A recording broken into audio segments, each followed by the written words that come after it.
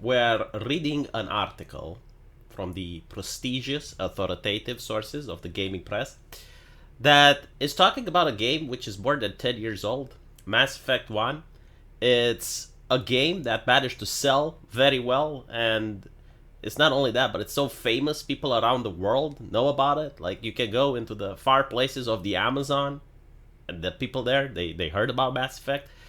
And the journalist is absolutely livid. It criticizes it very harshly, because it's not a good game, according to him. They don't really articulate why. I guess it's because it doesn't push society in the right direction. So with that in mind, you understand how the gaming journalists think. Like, they don't care about profits. They don't care if the game is entertaining. They do not care if the game is a cultural masterpiece. All they care about is pushing the narrative. So you can have a game which is bug-ridden, incredibly unplayable, not fun, doesn't sell, and if that game, it champions the correct narrative, then that's a 10 out of 10 game.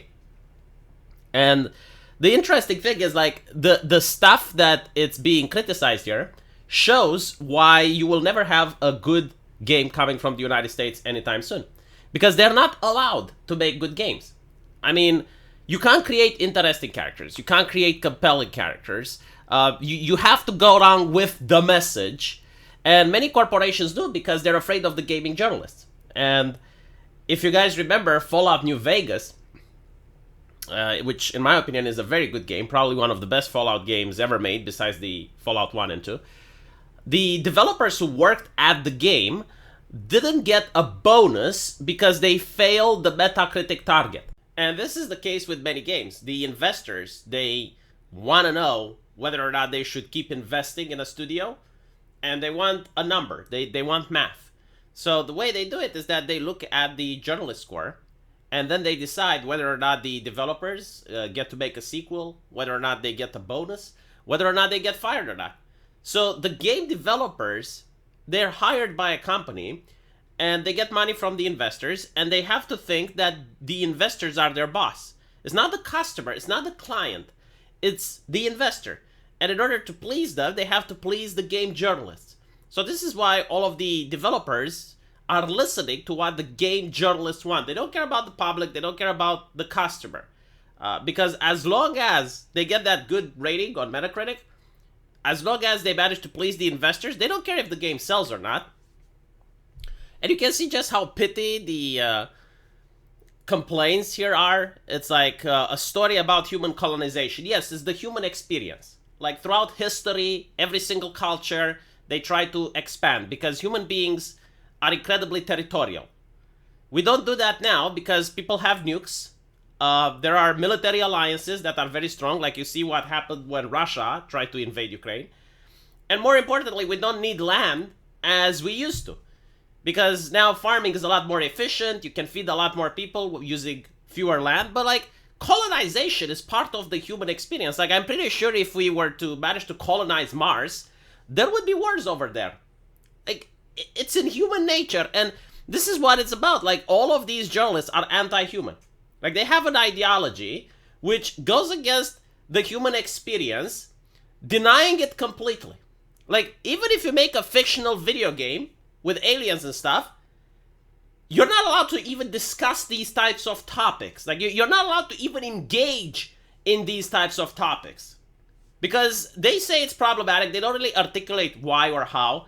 Like, they believe that, I guess, like, if people play Mass Effect, they become colonizers or something. Like, what are you going to colonize now? China? Like, there are people already there. Right? So, they make absolutely no sense. Then they complain about characters that happen to be racist. Which, again, it's a fictional game. Those racist characters are interesting because racism is, yet again, like, a thing that's part of the human experience. Like, some people are racist. And how you engage with that in a role-playing game is very interesting. Like, can you convince the racist character to stop being racist? Or at the end of the day, it's a game where you kill people. Like, you're shooting people. Right? And your body count by the end of Mass Effect is astonishing. But you're telling me that that's not a problem. You know what's a problem? That Talizora Vas Normandy is racist towards the Geth. Like, that is the essence, that is the problem, and it needs to go away. And it's also the audacity of these journalists. Like, who wrote this garbage? Nietzsche Ricci. You know, like the audacity of people like Nietzsche Ricci, who they look at a masterpiece.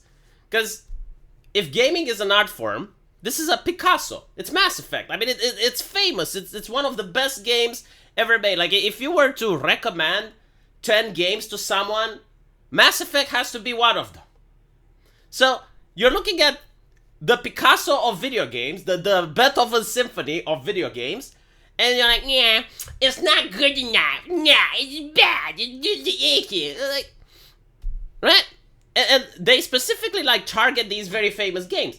Because it would be interesting if they were to pick up a game that didn't sell well, that most people don't know about, and they would complain about that one. And they would say, well, you know, if it got rid of the racismus, and if it got rid of the colonialismus, if it got rid of all of that shit, oh, then maybe it would sell. And they would have an argument, I guess.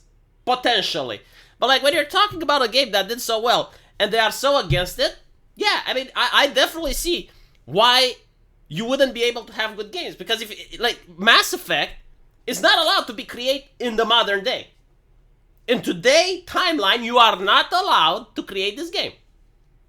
So that's how all of these AAA studios think. And of course, the solution is clear, right? Like, if you're a gaming studio and you want to make video games, you need to hire activists into your company, pay them millions of dollars, like a really good job, and give them a really nice office, and give them perks and all that shit, so that they can then fact-check your game. They're going to look to see if your video game is offensive, they're going to look to see what needs to be censored, and this is becoming a multi-billion-dollar industry, with people that are literally just parasiting the companies. Like, they're not creating anything, they're not bringing anything to the table, all they're doing is censoring.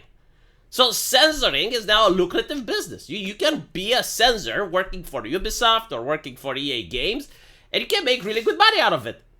And you're not adding to the product, you're removing shit from the product. This is why when you get a lot of sequels for some famous IPs, they keep removing stuff from it.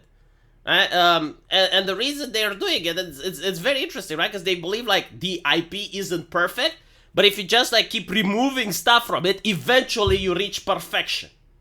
World of Warcraft is a really great example. After the scandal at Blizzard, they started removing jokes, they started removing characters, they started removing quest lines, like just removing stuff from the game, I guess in the hopes that by constantly removing more and more, you're going to get the perfect game. It's just so bizarre and bewildering. Also, I will read this article on my live stream, and there's a lot of wrong things to it. Like, they don't really care about accuracy in their journalistic standards. Like, all they're caring about is like somehow twisting it and making it sound as if it has any sense. But it's not. The person probably played Mass Effect, but they haven't played it recently enough where they didn't understand the story, because they're making a lot of mistakes regarding the lore. But my point is, they would be absolutely livid and fuming if video games from 2016 were made today. And this is why you can't have good video games anymore. At least not with the story, and at least not coming from the United States. Hopefully Eastern Europe can pick up the slack, and there are still games coming out from Japan, South Korea, right? Like, those are still games that might have a chance of being good, but I have very little hopes now with the US, especially after reading articles like this. Let me know what you guys think, though. And as usual, I'll see you in the comment section. Take care.